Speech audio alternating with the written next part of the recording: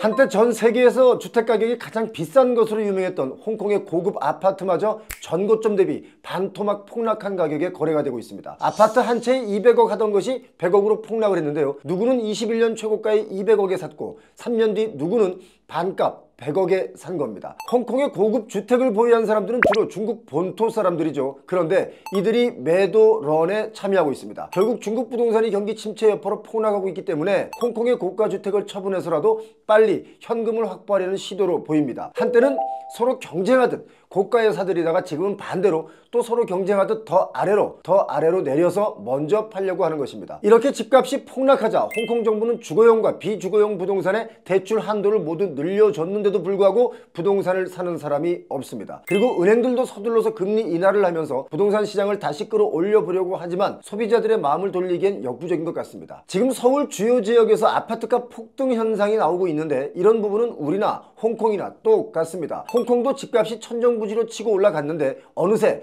갑자기 반토막이 나기 시작했고 이제는 반토막 거래들이 보편화가 돼가고 있는 중입니다. 이런 것을 두고 홍콩 현지에서는 여기서 더 내려갈 확률이 매우 높다라고 하는 인식들이 있기 때문에 집값 하락이 지금 멈추질 않고 있습니다. 사실 홍콩은 여러분 잘 아시다시피 땅은 좁고 인구 밀도는 높아서 주택 공급이 제한적인데 거기다가 글로벌 금융 중심지이기 때문에 투자 수요가 끊이지 않았었죠. 그래서 값이 세계에서 가장 비쌌었습니다. 2022년 기준으로 보면 홍콩의 소득 대비 주택가격 비율인 PIR 지수가 23이었습니다. 뭐 홍콩이 23이면 별거 아니네 라고 말씀하시는 분도 있겠지만 이건 평균치입니다. 그러니까 초고가로 PIR을 산정하면 훨씬 높겠죠. PIR 지수라는 게 23이라는 것은 23년 동안 소득을 다 모아야 집을 살 수 있다 이런 뜻이니까 숫자가 높으면 높을수록 집값이 비싼 겁니다. PIR을 산정하는 것은 조사 기간마다 좀 차이가 있기 때문에 100% 신뢰할 수는 없지만 참고할 만한 충분한 가치가 있죠. 예를 들어 한국부동산원은 2021년 12월 기준에 서울의 PIR을 13.4로 산정을 했는데 KB국민은행의 경우는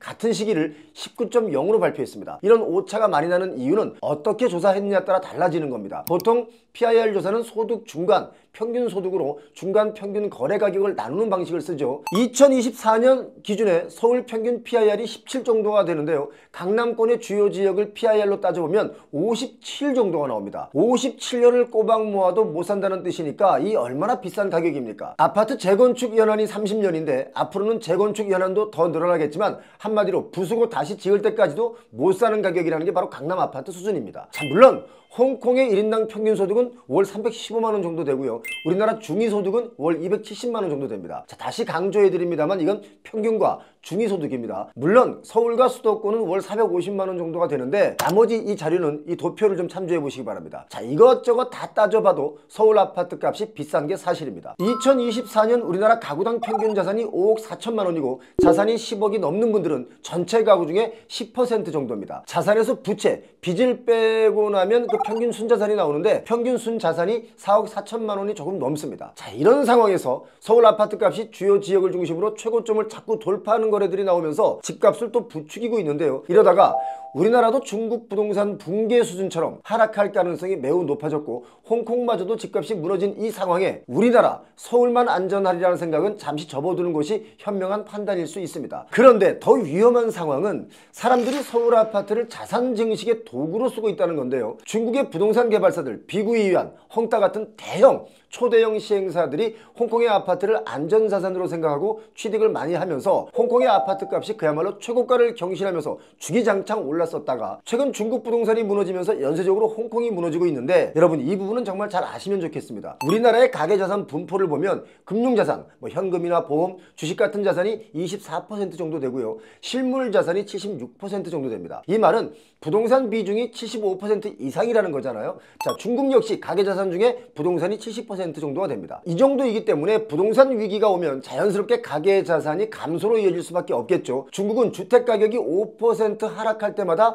약 19조 위안, 우리 돈으로 3,500조 원이나 됩니다. 그 정도의 돈이 사라질 수 있다라고 하는 경고도 많이 나오고 있습니다. 지금 중국은 부동산 시장 붕괴로 중산층이 아주 큰 타격을 받고 있는데요. 중국 국내 총생산, 중국의 GDP에서 주택 부문이 한 20% 비중을 차지하고 있고 이 비중이 26년 내년에는 16%까지 줄어들면서 도시의 노동력이 약 1%에 해당하는 500만 명이 일자리를 잃거나 소득이 감소하는 위험에 처할 수 있다라고 블룸버그 통신에서도 보도를 했습니다. 부동산 위기로 실물 자산이 축소되면서 1인당 순자산이 2000년 이후에 25년 만에 중국은 처음으로 감소했습니다. 중국은 지금 디플레이션 상황인데요. 디플레이션은 인플레이션의 반대 개념이죠. 상품과 서비스의 가격이 지속적으로 하락하는 현상을 가리키는데, 가격이 하락하면 소비가 오히려 증가돼야 되는 거 아니냐 이렇게 말씀하시는 분도 있는데, 오히려 소비가 감소하고 기업들은 매출이 하락하면서 이것으로 인해서 고용 감소, 투자 축소로 이어질 수 있기 때문에 성장에는 도움이 안 되는 게 바로 디플레이션입니다. 그래서 중국은 지금 월급 삭감이 이루어지고 있는 기업들이 부직이 있습니다. 월급만 줄어드는 게 아니라 인원 감축을 하게 되니까 실업자가 늘어나게 되는 구조로 가고 있기 때문에 중국의 부동산 시장이 다시 살아날 기미가 보이질 않는 겁니다. 이런 상황에 중국의 청년 실업은 다시 V자 반등을 하고 있기 때문에 경기가 살아날 가능성이 매우 희박해지고 있고, 중국의 부동산 시장은 역시 사실상 공급 과잉인데다가 계속 지어대고 있기 때문에 새 건물이 들어서도 분양을 받거나 입주를 하는 사람들이 확연하게 줄었습니다. 그런데 여기서부터가 정말 중요한 부분입니다. 우리나라 아파트값 거품, 이 부동산 거품 이야기가 사실 요즘에만 나온 얘기가 아니죠. 2004년에도 2018년에도 22년에도 계속 거품 논란은 있었고요. 그 이전에도 거품 논란은 있었는데, 최근에 불어오는 거품 논란은 좀 다릅니다. 경제 성장률이 이제는 0.9%를 전망하는 수치가 나올 정도로 정말 심각해지고 있고, 또 트럼프발 관세 정책이 이게 치명적일 수가 있는데요. 트럼프발 관세가 미국 입장에서는 부자가 될 기회가 왔다 라고 트럼프 대통령은 얘기하지만, 우리나라 입장에서는 반대로 가난해질 위기에 놓인 겁니다. 우리나라의 일자리가 수십만 개가 사라질 수가 있는데요. 문제는 이게 사라지는지도 모르게 천천히 사라지기 때문에 왜 가난해지는지도 못 느끼면서 가난해진다는 것이 문제입니다. 여러분 이거 아십니까? 미국의 경제 대공황이 1929년에 있었죠. 그때도 스무트 홀리 관세법이라고 해서 관세를 올려서 보호무역 정책을 펼쳤었습니다. 그때 무려 2만 개가 넘는 수입품에 평균 59%, 많게는 400%까지 관세를 매겼는데, 자, 이렇게 되면 미국 내에서 생산한 제품, 결국 자기네 제품을 쓰게 될 것이다 라고 해서 스무트 홀리 관세법을 통과시켰는데, 이렇게 되니까 다른 나라도 미국 제품에 관세를 세게 매기면서 서로 무역이 끊깁니다. 그래서 경제가 더 나빠진 거죠. 일본의 청년들도 잃어버린 30년으로 인해서 자기들이 왜 가난한지도 모르고 살고 있습니다. 1985년 미국의 프라자 호텔에서 합의한 이른바 프라자 합의, 미국, 일본, 독일, 프랑스, 영국 이 5개 주요 경제국이 서로 체결한 금융협정인데, 이 협정은 다른 나라들의 수출 경쟁력을 해치고 있는 통화 불균형, 그리고 미국 달러의 고평가 문제를 해결하기 위해서 일본 엔화와 독일 마르크에 대해서 미국 달러를 한 40% 평가 절하하기로 합의한 내용이었습니다. 미국 달러의 평가 절하가 일본 수출품을 더 비싸게 만들고 경쟁력이 없게 만들었죠. 자, 이것이 시초가 되어서 일본의 경제적 불확실성과 불황의 시기로 이어졌고, 이것은 결국 잃어버린 30년이란 오욕을 만들었습니다. 일본의 잃어버린 30년은 이 협의 이후에 1990년 초반부터 2020년 초반까지 그야말로 30년 동안 장기적으로 경기 침체와 저성장 시기를 만들었습니다. 그런데 왜 이게 30년이나 지속되었을까 궁금하지 않으십니까? 그것은 1990년대 초 일본의 자산 가격 거품이 붕괴되었기 때문입니다. 이로 인해서 은행은 갑자기 위기를 맞게 되고 투자는 안 되고, 그래서 성장은 느려진 저성장이 발생하고, 특히 일본은 고령화와 출산율이 낮아짐으로 인해서 인구학적 문제가 발생했죠. 인구 감소는 물건을 살 수 있는 소비자 수요의 감소로 이어지기 때문에 30년이라는 세월이 흐른 거였다고 저는 보고 있습니다. 우리나라와 지금 똑같습니다. 혹시 경제학자분들 중에서 제게 좀 더 경제를 가르쳐 주실 분이 계신다면 언제든 연락 주시면 제가 개인 사서라도 받겠습니다.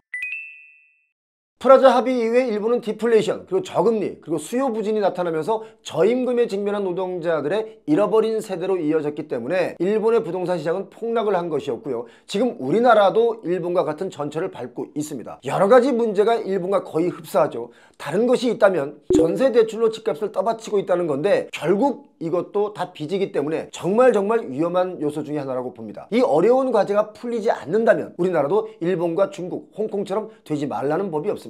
저는 요즘 들어 트럼프 대통령이 좀 얄밉습니다. 본인들 미국 잘 살자고 우리나라 또 전 세계를 이렇게 위기에 빠뜨리면 결국 미국도 망가질 게 뻔한데 계속 이렇게 강경책을 쓰고 있다는 게 좀 얄밉습니다. 자, 이런 위기 속에 지금 아파트값만 뛴다, 서울 아파트값만 뛴다, 그렇게 보시면 정말 큰일 날 수 있습니다. 돈이 많은 부유층에서는 아파트를 100억에 사든 뭐 1000억에 사든 돈이 너무 많아서 이 밑에 돈이 숨을 못 쉬니까 꺼내서 숨 좀 쉬게 만들어 주려고 쓰는 돈은 뭐 제가 알 바 아니겠지만, 중산층과 서민층은 최고가를 쫓아가시면 정말 자산이 붕괴될 수도 있다, 이 말씀을 제가 드립니다. 일본 도쿄의 중심부의 경우도 부동산 붕괴 때 50% 반토막이 넘게 났습니다. 일본도 1980년 후반부터 경기 부양을 위해서 금리를 낮춰줬죠. 대출 규제도 거의 없을 정도로 해줬기 때문에 사람들이 모두 다 부동산에 올인해서 가격이 초급등했었습니다. 우리나라와 똑같습니다. 예를 들어 1989년 기준으로 도쿄 중심의 땅 1제곱미터당 1000만 원이었습니다. 우리 돈으로 1억 원이었습니다. 1억 원이 넘었습니다. 1제곱미터니까 한 평이 안 되고 3분의 1평이죠. 3분의 1평이 1억 원이 넘었었습니다. 그때 땅 한 평이, 그러니까 1989년 우리 돈으로 3억을 했는데, 이때 나왔던 농담이 도쿄 중심부 땅을 팔면 미국 땅 전체를 산다, 뭐 이런 농담도 있었던 시기인데, 이렇게 부동산 거품이 잔뜩 끼었다가 갑작스럽게 붕괴하면서 일본은 엄청난 충격에 빠졌고, 그 충격이 30년 동안 이어진 겁니다. 최근 들어 서울의 토제 해제와 재지정 사이에 다시 부동산 가격이 꿈틀대고, 또 기준금리마저도 이제 2%대이기 때문에 금리도 내려가면 대출을 최대한 땡겨서 집 사야지 하시는 분들이 있다면 다시 한번 숨 한번 크게 쉬시고 천천히 관망하는 자세가 지금은 좋은 자세다라고 봅니다. 관망하시다가 위험 요소가 어느 정도 해소가 되었거나 또는 안정이 되었다면 그때 사도 전혀 늦지 않을 것이다 라고 저는 봅니다. 오늘도 영상을 보시고 아직도 구독 설정을 하지 않으신 분들이 있다면 그분들은 부자가 되거나 말거나, 오늘도 영상 끝까지 완독하신 분들, 그리고 저희 구독자님들은 부자 되시기 바랍니다. 고맙습니다.